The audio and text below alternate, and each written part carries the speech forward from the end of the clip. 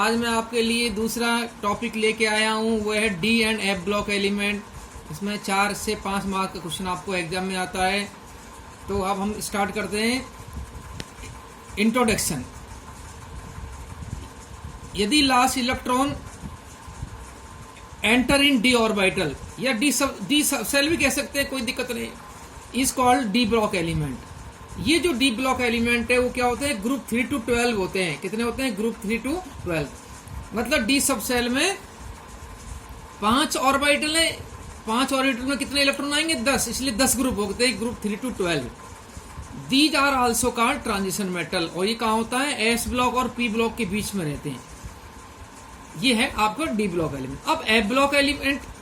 F block consist of element in which 4f and 5f orbitals are progressively filled, referred inner transition element, placed separately in the bottom of the periodic table। मतलब जो F block element है इसमें क्या है, 2 series आते हैं, एक 4f series और एक 5f सीरीज। इसमें इलेक्ट्रॉन एंटर होते रहते हैं, किसमें, एफ ब्लॉक, एफ ऑर्बिटल में। ठीक है, सो 4f में एंटर होंगे तो एक सीरीज है, 5f में एंटर होते दूसरी सीरीज है। इन एलिमेंट को कहाँ रखा गया है, पीरियोडिक टेबल के नीचे रखा गया है, bottom of the periodic table. ठीक है, कहाँ रखा गया है, bottom of the periodic table. इनको हम इनर ट्रांजिशन एलिमेंट भी कहते हैं। ठीक है, तो ये हो गया आपका एफ ब्लॉक एलिमेंट। इसमें 2 सीरीज है, एक लेंथेनाइड सीरीज है, एक एक्टिनोइड सीरीज है। लेंथेनाइड सीरीज जो है, इसको लेंथेनाइड सीरीज क्यों कहते हैं 4f की, क्योंकि इसमें जो है एलिमेंट जो है, लेंथेनम का एटॉमिक नंबर 57 है, उसके बाद सीरियम का है 58। तो लेंथेनम के बाद में जो सीरियम है, उस सीरियम के बाद में, सीरियम से क्या होगा, 4f ऑर्बिटल में इलेक्ट्रॉन एंटर होने लगते हैं। क्योंकि हम लेंथेनम के बाद के एलिमेंट को कह रहे हैं हम एफ ब्लॉक एलिमेंट, सीरियम से लेके लुटेशियम तक, 58 to 71। इसलिए हमको क्या कहते हैं, इसको लेंथेनाइड सीरीज का है। 14 एलिमेंट 58 to 71, इनको कहाँ रखा गया, नीचे bottom of the periodic table. ठीक है, और दूसरा 5f सीरीज 89 एक्टिनियम का है। एक्टिनियम के बाद में क्या आता है, 90 आता है थोरियम का। इसलिए क्या करते हैं, इसको हम एक्टिनाइड सीरीज कहते हैं। ये 5f सीरीज है, 2 सीरीज है, पीरियोडिक टेबल के नीचे रखा गया है। क्यों रखा गया है, क्योंकि जो डी ब्लॉक एलिमेंट है उसमें इलेक्ट्रॉन कहाँ एंटर होता है, डी में एंटर हो रहा था, लेकिन इनमें क्या हो, बीच में एफ में एंटर हो रहा था। तो ये प्रॉपर्टी को क्या कर रहे थे, डिस्टर्ब कर रहे थे। तो उन्होंने क्या किया, उठा के क्या रख दिया, नीचे रख दिया, bottom of the periodic table. अब हम मेन आ जाते हैं अपना ट्रांजिशन एलिमेंट, ट्रांजिशन मेटल की बात करते हैं। ट्रांजिशन मेटल में हम 4 सीरीज है, 4 सीरीज की बात करते हैं। फर्स्ट सीरीज 3D सीरीज, इसमें इलेक्ट्रॉन 3D में एंटर होते हैं। अक्रॉस द पीरियड की बात करते हैं, क्या करते हैं, across the period, scandium to zinc. दूसरी सीरीज है 4D series, yttrium to cadmium. जो थर्ड सीरीज है वो कौन सी सीरीज है, 5D सीरीज। इसमें पहले लेंथेनम है, लेंथेनम के बाद में जो 14 एलिमेंट है वो कहाँ रखा गया, top bottom of the periodic table. इसलिए लेंथेनम के बाद में जो है 14 एलिमेंट को नीचे रखा गया। अब उसके बाद आते हैं हैफनियम टू HG, मरकरी तक। जो 4th सीरीज है 60 सीरीज, ये क्या एक्टिनियम है, उसके बाद 14 एलिमेंट नीचे रखा गया, उसके बाद RF to CN रखा गया। लेकिन इसको ये क्या प्रोग्रेसिवली एंटर हो रहे हैं इसमें एलिमेंट, इसलिए इसको ज्यादा हम इंपॉर्टेंस नहीं देते। इस 4th सीरीज को हम 3 सीरीज की ज्यादा बात करते हैं, first series, second series, third series. लेकिन आप ये याद रखो, जो है आपका सिलेबस में केवल क्या है, वो कहता है study of the first series only. 45 second third series को ज्यादा इंपॉर्टेंट नहीं देना। क्या है हमारे सिलेबस में, फर्स्ट सीरीज मतलब 3D सीरीज की बात करेंगे। ठीक है, क्या करेंगे, 3D सीरीज की बात करेंगे। अब इसका आता है ट्रांजिशन मेटल के बाद में इनर ट्रांजिशन मेटल। उसमें पहला है लेंथेनोइड। पहला कौन सा है, लेंथेनोइड है। इसमें इलेक्ट्रॉन कहाँ एंटर होते हैं, 4f में एंटर होते हैं। यह है cerium to lutetium, 58 to 71 atomic number. दूसरी जो सीरीज है इनर ट्रांजिशन मेटल की, एफ ब्लॉक एलिमेंट की, वो है थ्योरियम टू लॉरेंसियम। मतलब 90 to 100, कितना 14 जोड़ो, 89 में 103 हो गया ना, 89 और 14 कितना हुआ, 103। ठीक है, थ्योरियम टू लॉरेंसियम। इसको लेंथेनाइड सीरीज कहते हैं, इसको एक्टिनाइड सीरीज कहते हैं। क्यों कहते हैं एक्टिनाइड सीरीज? क्योंकि एक्टिनियम के बाद में स्टार्ट होती है। 14 एलिमेंट को नीचे रखा गया bottom of the periodic table. इसमें लेंथेनम के बाद में जो सीरियम टू लुटेशियम आया 14 एलिमेंट, उसको नीचे रखा, इसलिए कहते हैं लेंथेनाइड सीरीज। ये तो हो गया आपका जनरल इंट्रोडक्शन। लेकिन अकॉर्डिंग टू आईवी सिस्टम जो ट्रांजिशन मेटल की डेफिनेशन है, strictly speaking the definition of transition metal, वो ये नहीं है कि last electron enter in d orbital. ये तो पहचान हो गई है, डेफिनेशन नहीं है। डेफिनेशन क्या लिखना है? ये लिखा है डेफिनेशन में, पार्सली फिल्ड, इनकम्प्लीट फिल्ड या अनपेयर्ड इलेक्ट्रॉन, एक ही बात कह दी है। पार्सली फिल्ड, इनकम्प्लीट फिल्ड या unpaired electron in D subshell या डी ऑर्बिटल कह दो, सबसेल में ऑर्बिटल होते, एक ही बात है। So partially filled, incomplete filled, d subshell, either in neutral atom, इसको ग्राउंड स्टेट भी कहते हैं, और in their any one oxidation state, और in their any oxidation state, और in their any oxidation state, किसी भी ऑक्सीडेशन, या तो ग्राउंड स्टेट में पार्शियल फिल्ड डी ऑर्बिटल हो, या उसकी कोई भी एक ऑक्सीडेशन स्टेट में क्या वो पार्शियली फिल्ड या इनकम्प्लीट फिल्ड डी ऑर्बिटल होना चाहिए या डी सबसेल होना चाहिए। एक ऑर्बिटल खाली होना चाहिए, पार्शियल फिल्ड, खाली का मतलब पार्शियल फिल्ड, तो है ना, एम्प्टी नहीं कहेंगे, क्या कहेंगे? Partially field. तो ये डेफिनेशन है, आपको याद करना है किसकी? ट्रांजिशन मेटल की। ठीक है, अब इसके बाद में क्या है, हम ट्रांजिशन मेटल के बारे में डिटेल स्टडी करेंगे। ट्रांजिशन में एलिमेंट या मेटल कह दो, एक ही बात है। ये डी ब्लॉक एलिमेंट कहलाते हैं। इनकी पहली प्रॉपर्टी है इलेक्ट्रॉनिक कन्फिगरेशन। पहली प्रॉपर्टी कौन सी है? Electronic configuration. इसका जनरल इलेक्ट्रॉनिक कन्फिगरेशन जो एग्जाम में आता है, वेरी वेरी इंपॉर्टेंट है। क्या है? यहाँ नोबल गैस लिखते हैं, उसके बाद n-1 d 1 to 10, ns 1 से 2, या तो एक इलेक्ट्रॉन होगा या दो इलेक्ट्रॉन होगा। ये जनरल इलेक्ट्रॉनिक कन्फिगरेशन है। n का मतलब क्या हो गया? पीरियड की संख्या। ठीक, क्या ये general n-1 d 1 to 10, ns 1 से 2, या तो एक होगा या दो होगा। इसमें d में 1 से 10 तक इलेक्ट्रॉन एंटर होंगे। तो ये है इसका जनरल इलेक्ट्रॉनिक कन्फिगरेशन।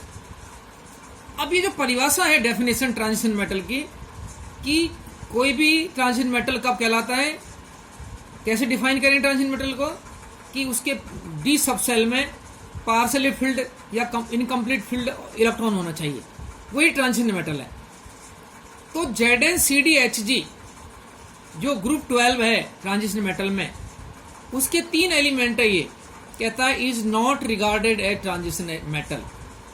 भैया पीरियोडिक टेबल, ये ट्रांजिशन डी ब्लॉक एलिमेंट पर तो है, लेकिन कहता है ट्रांजिशन मेटल को रिगार्ड नहीं करता।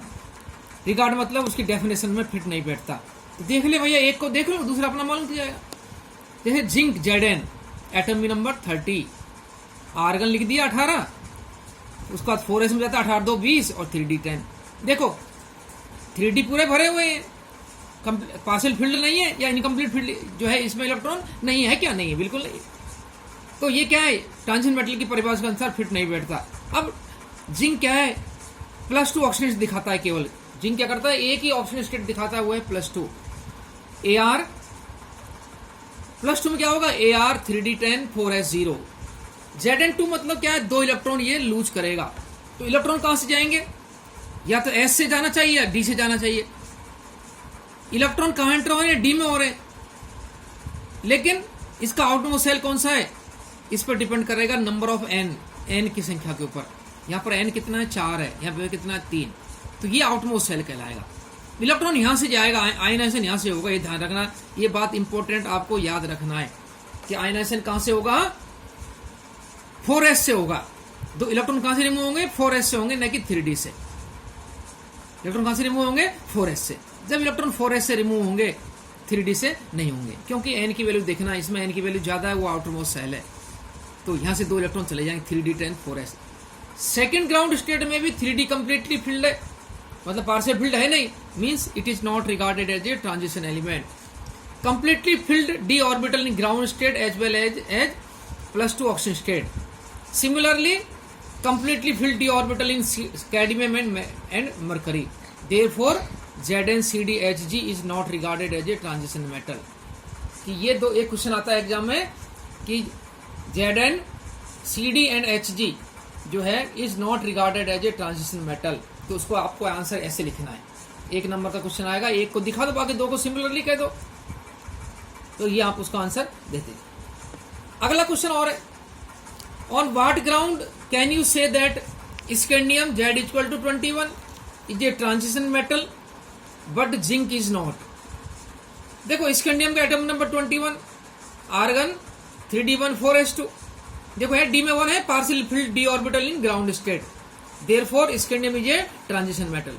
But in other hand zinc atom completely filled D orbital in ground state as well as in its +2 oxygen state. यह देखा हमने अभी ऊपर देखा ना, इसमें भी कंप्लीटली फिल्ड है, उसके ऑक्सीजन स्टेट में कंप्लीटली फिल्ड है, इसलिए zinc is not a transition element. लेकिन स्कैंडियम है, क्यों है? क्योंकि ग्राउंड स्टेट में भी 1 इलेक्ट्रॉन प्रेजेंट है।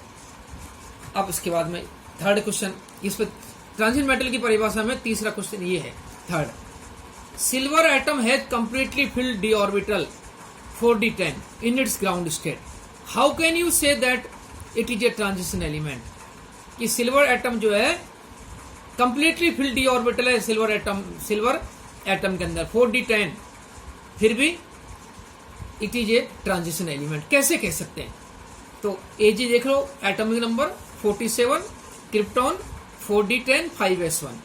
आप सब जानते हो कि जो है आपका जो सिल्वर है वो क्या करता है, +1 ऑक्सीजन स्टेट दिखाता है, एक ऑक्सीजन स्टेट Ag1।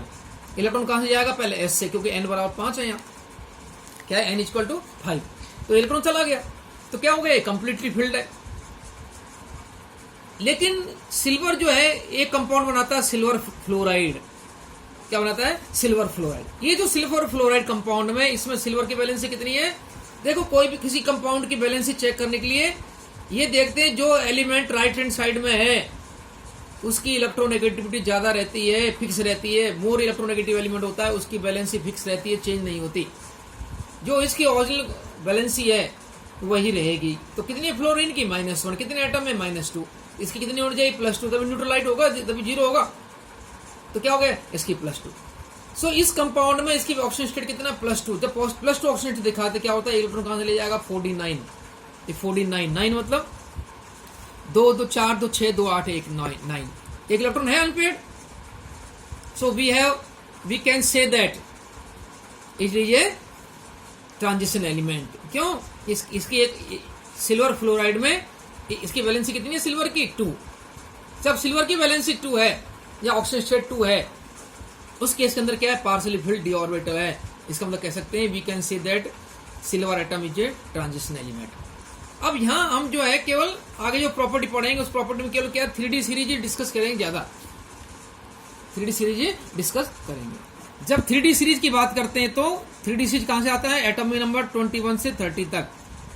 तो इन एलिमेंट को याद भी होना चाहिए आपको, क्योंकि ये एलिमेंट का जो कन्फिगरेशन है यही नहीं, जब हम वीबीटी थ्योरी पढ़ेंगे, VBT theory valence bond theory constant compound में, उसमें भी ये काम आएगा कन्फिगरेशन। सो इन एलिमेंट को याद आपको करना है। कैसे याद करना है? इसके लिए एक मैंने आपको नया चीज बताऊं, इसके लिए इनोवेशन है। साइंस टीचर वेरी क्रूल मांगे फेको निकुंज। ये याद करना आपको, क्या है? साइंस टीचर कैसे होते हैं? वेरी क्रूल, खतरनाक, मांगे फेको निकुंज।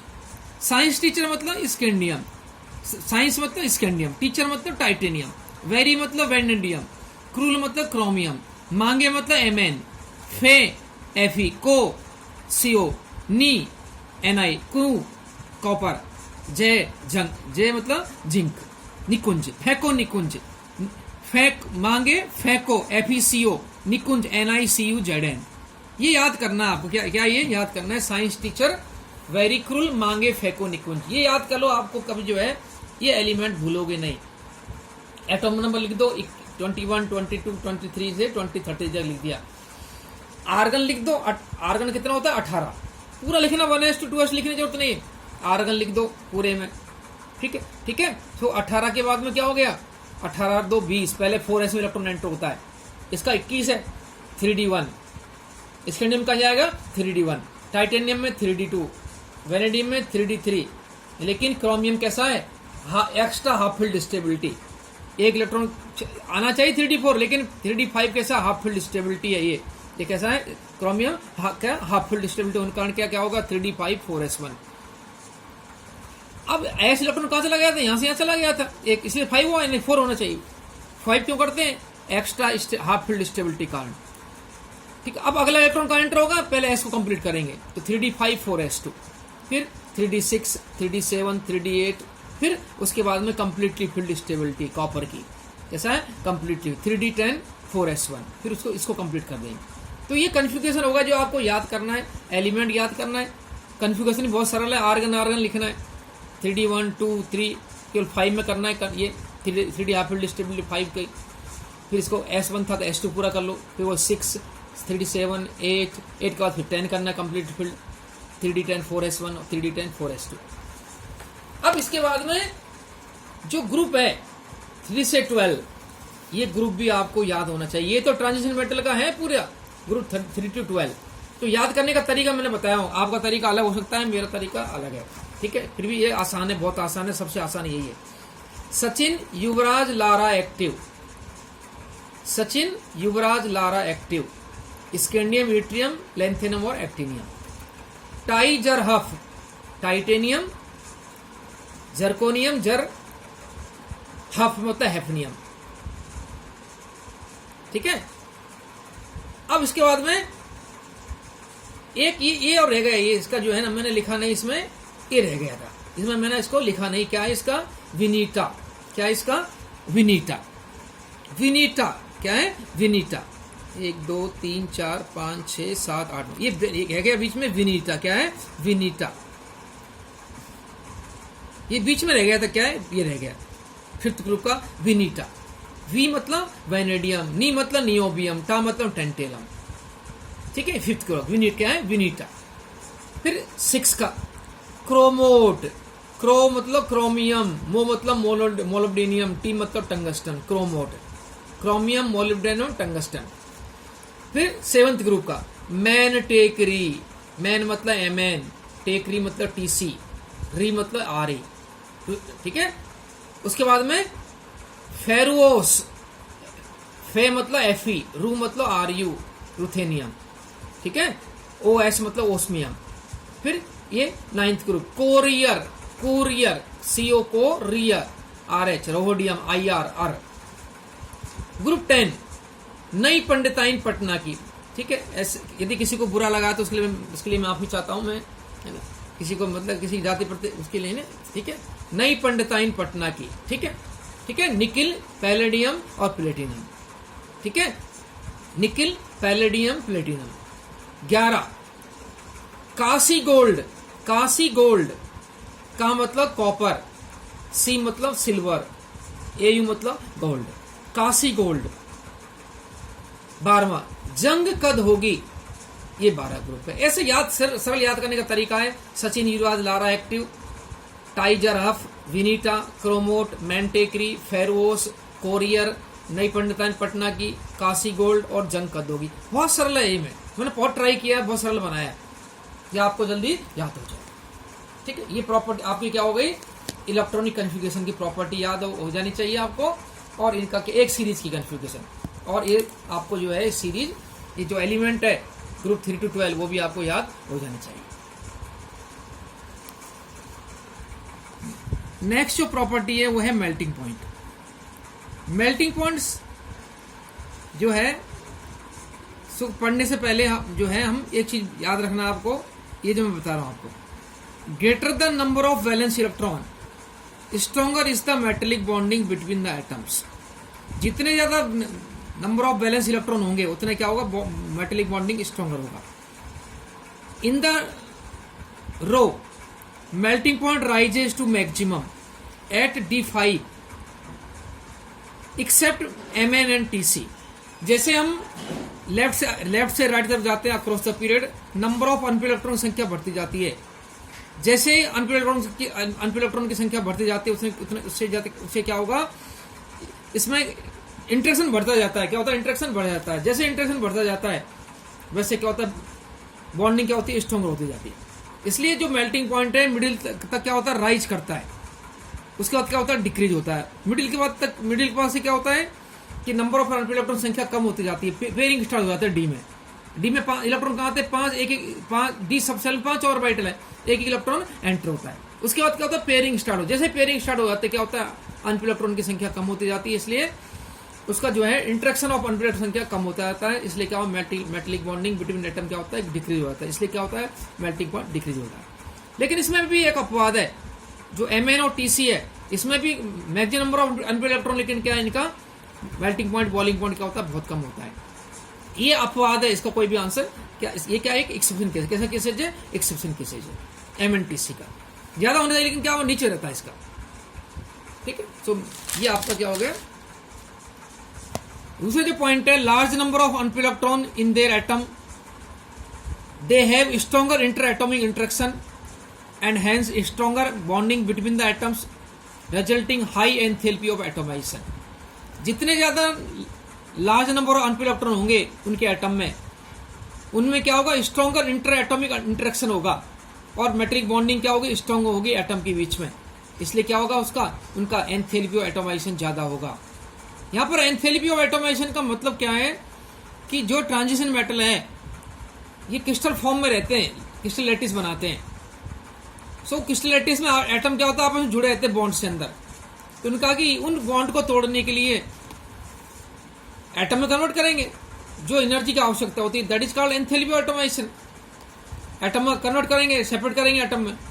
तो उसने कहा कि इनमें जो ट्रांजिशन मेटल है इनकी एंथैल्पी एटोमाइजेशन ज्यादा रहती है। क्यों रहती है? क्योंकि कहता है कि large number of unpaired electron in their atom, they have stronger interatomic interaction and hence stronger bonding between atoms resulting high enthalpy of atomisation.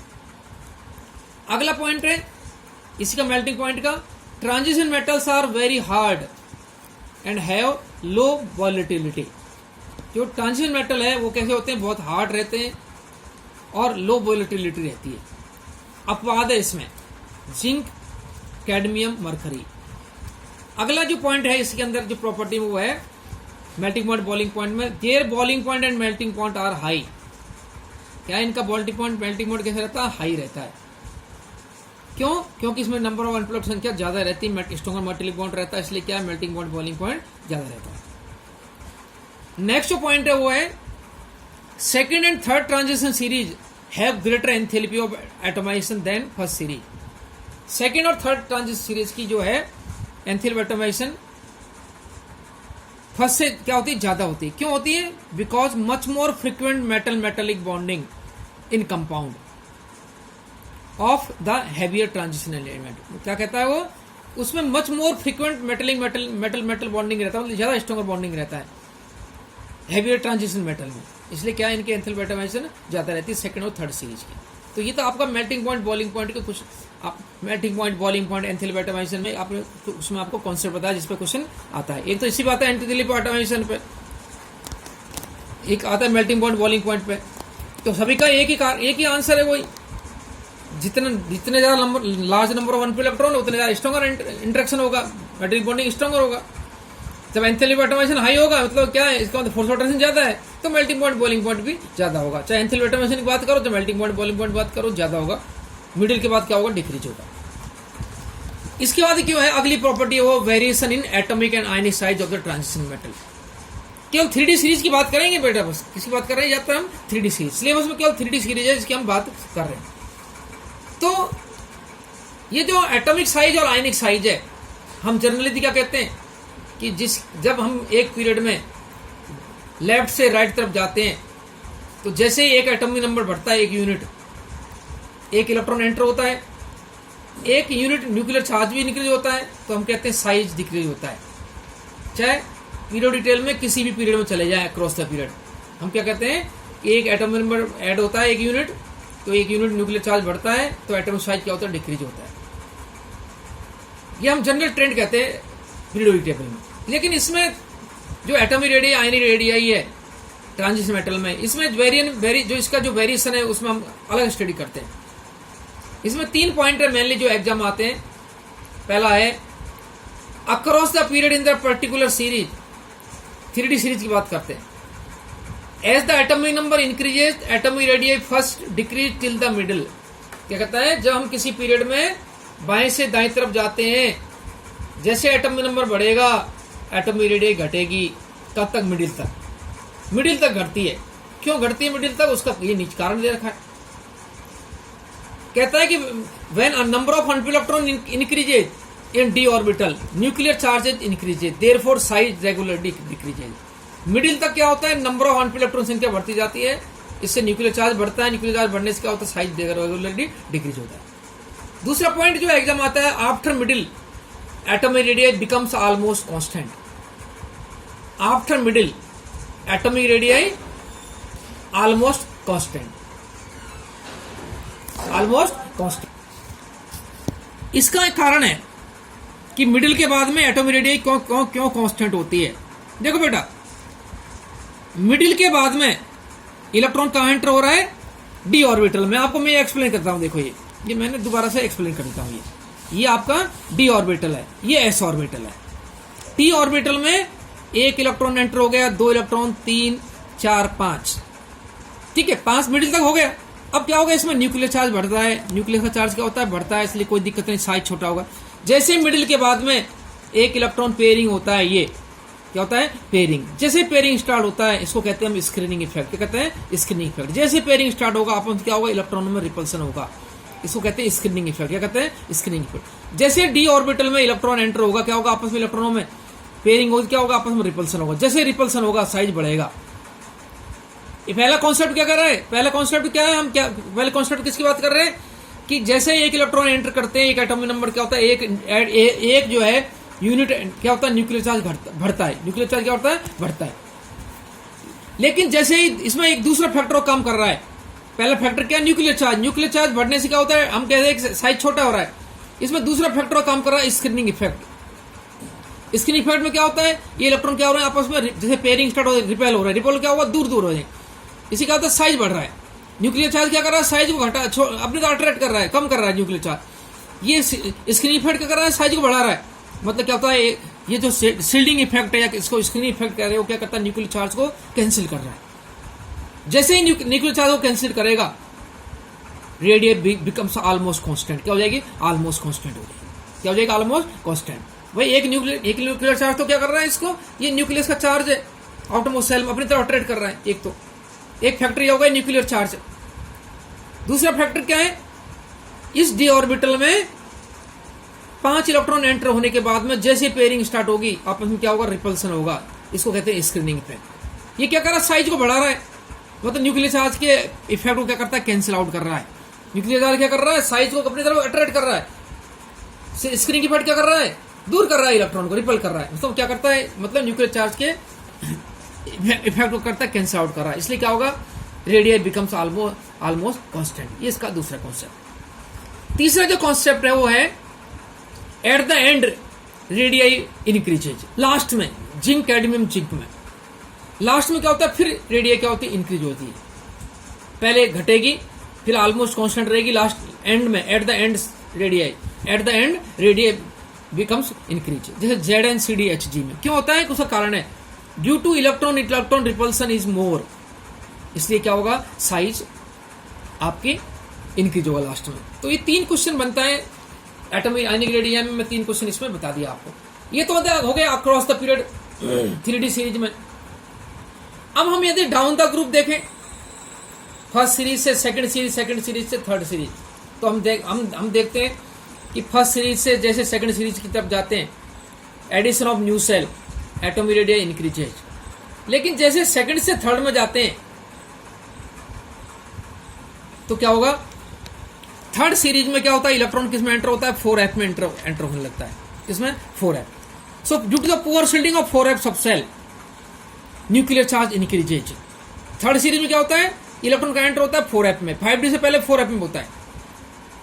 क्या होता है? 4f में। 5d से पहले 4f में। So due to the poor shielding of 4f sub cell, 4f sub cell की poor shielding के कारण न्यूक्लियर चार्ज बढ़ता है। जैसे न्यूक्लियर चार्ज बढ़ेगा, क्या होगा? साइज छोटा हो जाएगा। जैसे ही साइज छोटा होगा, पहले ऊपर बढ़ रहा है, नीचे घट रहा है, क्या होगा? इनकी जो एटॉमिक साइज है सेकंड सीरीज और थर्ड सीरीज की ऑलमोस्ट क्या हो जाएगी? सिमिलर हो जाएगी। क्या हो जाएगी? सिमिलर। ये जो पुअर शील्डिंग है 4f सब सेल की, उसको कहते हैं हम लेंथेनाइड। किस कारण होता है? Due to the lanthanide contraction. Similar size किस कारण होता है? ये due to the lanthanide contraction. Second series और थर्ड सीरीज का कि जो साइज है सिमिलर क्यों होती है? Due to the lanthanide contraction. Size similar क्यों हुई? क्योंकि इसमें जो है पुअर फील्डिंग हो रही है 4F सबसेल में। अब ये लेंथेनाइड कॉन्ट्रैक्शन है क्या? सेकंड थर्ड सीरीज की साइज क्यों बराबर हुई? इस लेंथेनाइड किस कारण हुई? लेंथेनाइड कॉन्ट्रैक्शन कारण। लेंथेनाइड कॉन्ट्रैक्शन का कारण क्या है? Poor fielding of 4F subshell है क्या? देखो ये the filling of 4F orbital before 5D orbital result regular decrease in the atomic radius called lanthanide contraction. कि जब 4F में इलेक्ट्रॉन एंटर होता है तो उसकी क्या होती है? एटॉमिक रेडियस क्या होती है? रेगुलर क्या होती है? डिक्रीज होती है। इसको कहते हैं lanthanide contraction.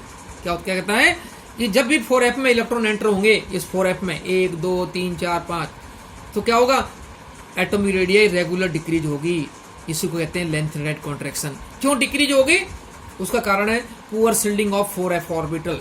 So nuclear charge increases therefore atomic radius of the third series same with the second series. इसलिए इसकी एटॉमिक रेडियस थर्ड सीरीज की सेकंड सीरीज से समान होती है due to the lanthanide contraction. Lanthanide contraction क्या है? मैंने ये बता दिया, एग्जाम आता है, वेरी वेरी इंपॉर्टेंट है। ये इसका कारण है। 4F का पुअर शिल्डिंग है। पुअर शिल्डिंग क्यों है? क्योंकि 4F का क्या है? स्ट्रक्चर कैसा? डिफ्यूज स्ट्रक्चर है। इसे न्यूक्लियर चार्ज क्रॉस कर जाता है। जैसे न्यूक्लियर चार्ज क्रॉस कर जाएगा क्या होगा? बाहर आउटमोस्ट सेल के इलेक्ट्रॉन को अपनी तरफ अट्रैक्ट करेगा न्यूक्लियस। तो क्या होगा? साइज उसका छोटा हो जाएगा। तो पहले बढ़ रहा है फिर घट रहा है, इसलिए क्या होगा? दोनों का साइज बराबर हो जाएगा। जैसे एग्जाम क्वेश्चन आता है, explain zirconium and hafnium have a similar atomic radius. क्या लिखोगे? Due to the lanthanide contraction. Due to the lanthanide contraction. तो ये हो गया आपका एटॉमिक रेडियस का। इतने क्वेश्चन आते हैं इसमें। इस टॉपिक में आपको वही क्वेश्चन बताता हूँ जो एग्जाम में आ रहे हैं। ठीक है, ये आपको एटॉमिक रेडियस का कॉन्सेप्ट हो गया।